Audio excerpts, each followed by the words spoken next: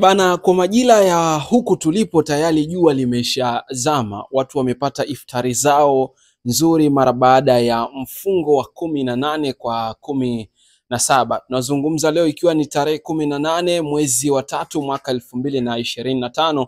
Bado yanaendelea kujili mengi kwenye anga la kimichezo, ikiwemo Young Africans kupeleka barua kasi kuishtaki TFF katika yale ambayo yalijitokeza tarehe 8. Yamekuwa ni mengi na yamezua mengi, kanuni na mambo kadha wa kadha. Nipo na Heavyweight_Dulla kuyajadili yale ambayo yanaendelea hivi sasa katika anga la kimichezo. Bado joto halijapoa. Hali yako iko vipi Heavyweight? Kwema ndugu yangu. Mambo yanasemaje? Namshukuru Mwenyezi Mungu. Mambo yako safi kabisa. Safi. Harakati zinaendelea. Okay. Bana, jana tulipata wasaa kuzungumza na kubwa hasa bado tupo kwenye kile ambacho kimetokea tarehe 8. Vyombo vingi bado vipo kwenye hilo swala kwa sababu kila leo inaibuka hoja mpya.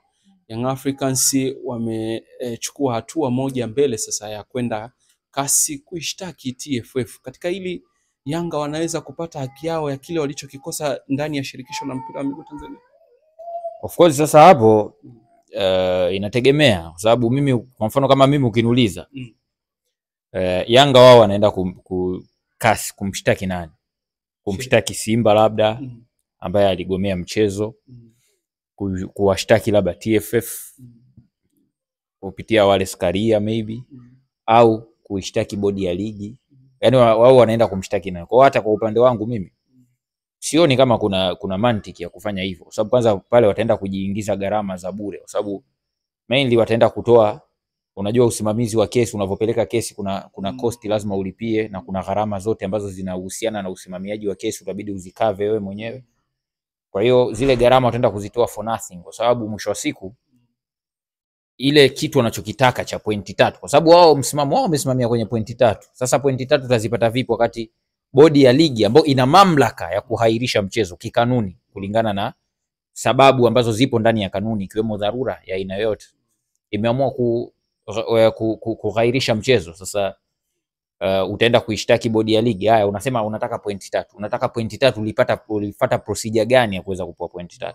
Ukiachana na kwamba mchezo ulihairishwa, lakini tuchukulie haujahairishwa, wewe kweli ulifika uwanjani, je, kulikuwa kuna zile procedures ambazo zinakufanya wewe kuweza kupewa hizo pointi 3? Yani marefaliwa wewe. Kwanza achana na referee na match commissioner. Muda wa mechi ulikukuta ukiwa uwanjani. Kwa sababu Yanga wamefika pale, umeelewa? Ndani ya muda huo walofika wakafanya warm up wakaondoka. Sasa ilikuwa inatakiwa ifike saa 1:15 muda wa mchezo wakae nusu saa, alafu kukiwa na hao watu, kuna mareferees, match commissioner, timu ambayo ipo imefika sasa, ambao ndio Yanga yenyewe, alafu ikae nusu saa, kisha hiyo timu pinzani isipotokea ndio itapigwa filimbi ya kuamua kwamba mchezo umemalizika na Yanga wameondoka na alama. Sasa hakuna procedure yote walofanya hivyo, na wao wanajua sasa wanaenda kushtaki nini. Sasa kama hili liko wazi mpaka Heavyweight ameweza kulingamua, ina maana hakuna viongozi ambao wameliona na kulitazama hilo kwamba uko anakokwenda ni wanahangaika. Sasa ndio maana nikasema mimi na wewe hatujui anachoenda kushtaki ni nini, kwa sababu inawezekana tunajua each kitu kipo hivi na hivi, lakini hatujui engo yao wanaoenda kucomplain iko wapi. Maybe labda wanaenda kucomplain kwamba kwa nini bodi ya ligi imeghairisha mchezo. Je, wana sababu gani za kughairisha mchezo? Kwa hiyo kwa sababu wao wameghairisha mchezo, tunaamini kwamba kwa sababu hii bodi imeshindwa kufanya, kwa sababu kuna malalamiko yao kwenye ile release yao waliotoa kwamba wanalalamikia hawana imani na kamati tendaji ya bodi ya ligi ambayo inaongozwa na mwenyekiti Mguto pamoja na katibu wake Almas Kasongo. Ndio maana yake. Maybe wamejikita hapo, lakini pia haina mantiki kwa sababu kuna mamlaka za kufuata before hujafika kasi. Si umeelewa? Ikiwemo wao TFF. Umeelewa? Ikiwemo wao TFF ambao nao TFF wameona hakuna la msingi pale. Si unanielewa?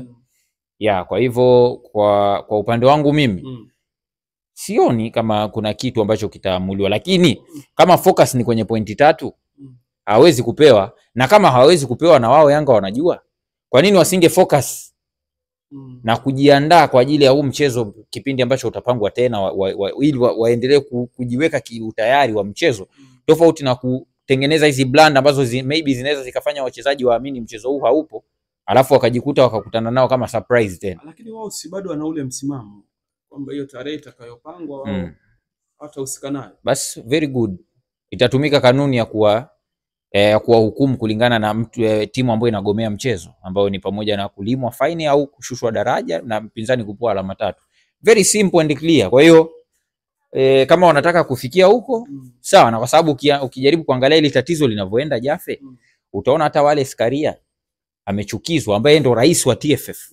Inaonekana amechukizwa na yeye yupo upande wa kamati yake.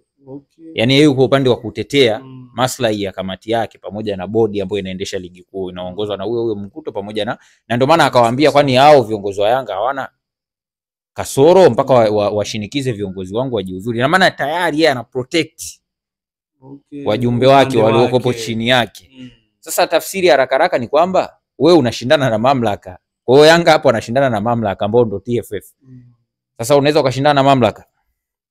Watu wanajiuliza kasi wanaweza kusikiliza vipi ikiwa watahitaji alama 3 na hawana ripoti za maeneo husika yanayotaja.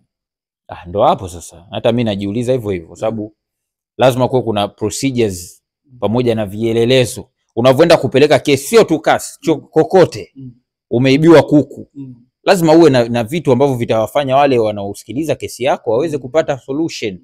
Umeibiwa kuku na nani? Uliibiwa kuku wapi? Kuku wa aina gani?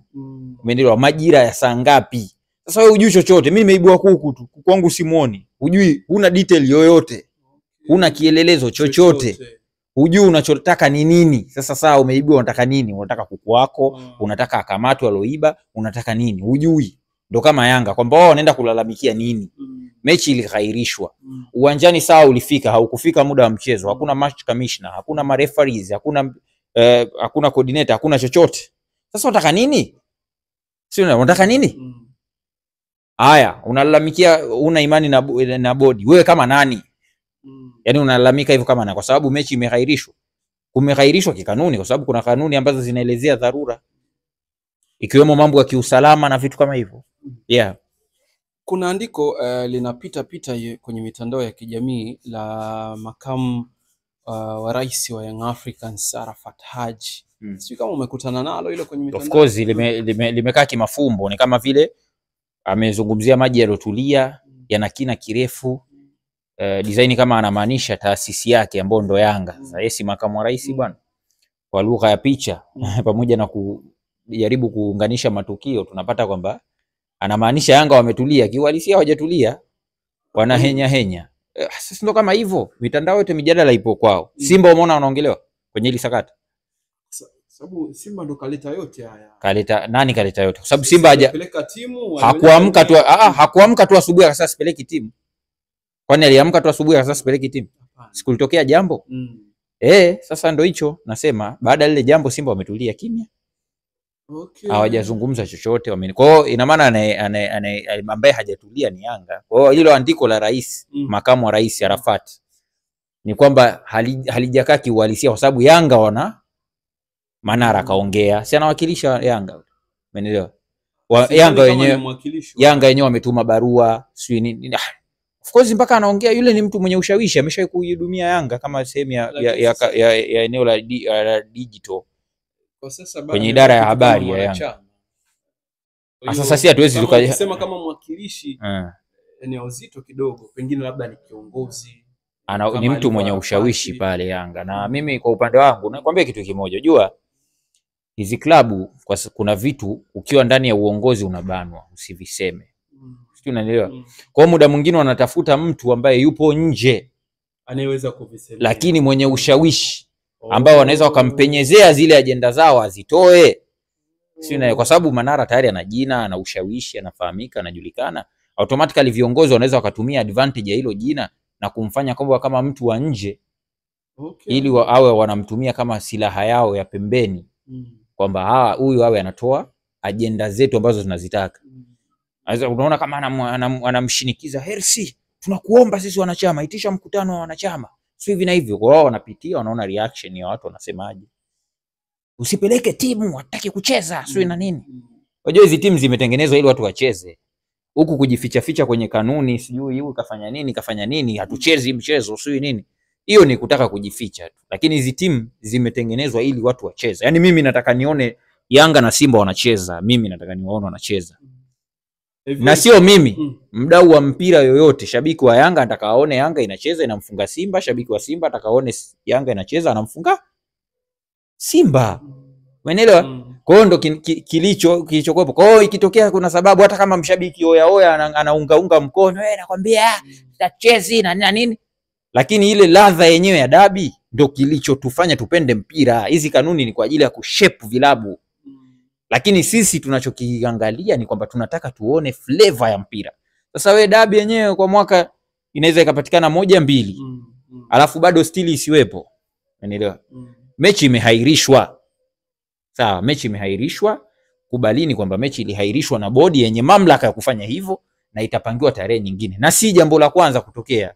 Yaani si mara moja. Lakini katika hili bado watu wanarudi pale kwenye hoja ya msingi. Ni dhahiri shali TFF na yenyewe imeonyesha wapi ilipo na madhaifu katika uongozi wake kupitia Wallace Karia. Wallace Karia anaingiaje? Sababu mimi sielewi kwamba Wallace Karia ndo rais wa shirikisho la mpira Tanzania. Chini yake kuna kamati ya uendeshaji ya ligi ambayo inaunda bodi na mwenyekiti wake pamoja na katibu wake, ambapo ndani yake inapatikana kamati ya masaa 72 ambapo ni kamati ambayo ipo kusimamia taratibu na kuchukua maamuzi. Humo ndani yake kuna kamati ya maadili. Hivi vyote vinaposhindwa kutekeleza wajibu wake vile ipasavyo, lazima litamrudia yule aliyesimama kama kiongozi wa mwisho ambaye ni Wallace Karia na ndiye aliyetoka kuzungumza. Unajua mimi hivyo vitu vyote sijui. Ila tu nikwambie kitu kimoja. Hapa unazungumzia ligi ya 5 kwa ubora barani Afrika. Imepanda kwenye viwango. Kwa hiyo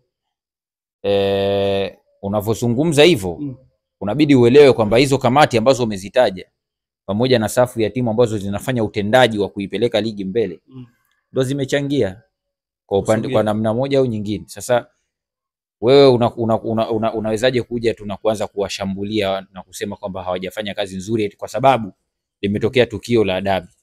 Icon ya hii dabi ya hii nchi pamoja na mpira wa Tanzania ni Simba na Yanga. Kwa hiyo automatically lazima ufanye vitu ambavyo vina balance pande zote mbili. Umeelewa? Simba alifanywa fujo before mchezo, Yanga wanalijua na Simba wakademand kwamba ni kwamba umeshindwa kutumia kanuni ambazo ninyi wenyewe ndio mmehusika katika kuziweka. Kanuni imetumika. Kwani si nimesema kanuni zimetumika? Kwa mfano kwenye kuhairisha mchezo, kwani kanuni haina kipengele cha kuhairisha mchezo? Ipo. Sasa kigumu nini? Kanuni ipo zinaelezea. Mimi sio mbobevu wa kanuni lakini zipo zinaelezea ikiwemo dharura. Unaelewa? Kwa ile hesabike kama dharura. Of course si ndo hao walio outline pale kwenye barua yao. Si ndio? Wame outline kwenye barua yao kwamba ni kama dharura. Kwa sababu ya kulinda pia mambo ya kiusalama. Wame outline pale. Sawa? Na hiyo haiondoi yani kwamba kosa moja haliwezi likasababisha tuchukulie kuna kosa. Haiwezi ikasababisha kuvunja useme kwamba hii kamati haijafanya kazi nzuri kuanzia ligi inaanza mpaka ilipofikia. Kulikuwa kuna vitu vingapi tunavilalamikia? Issue ya viporo, simenelewa. Mechi kusogezwa mbele bila sababu za msingi. Tulikuwa tunalalamika vitu kama hivyo. Waamuzi sijui, lakini si unaona sasa hivi mambo yanabadilika. Ingawa kwenye waamuzi kidogo imekuwa shida, lakini hiyo ni ngumu kwa sababu muamuzi ni individual, unadili na mtu mmoja. Yeye utamshauri fanya hivi lakini mwisho siku akifanya blanda, lakini at least hatua zinachukuliwa tunaona.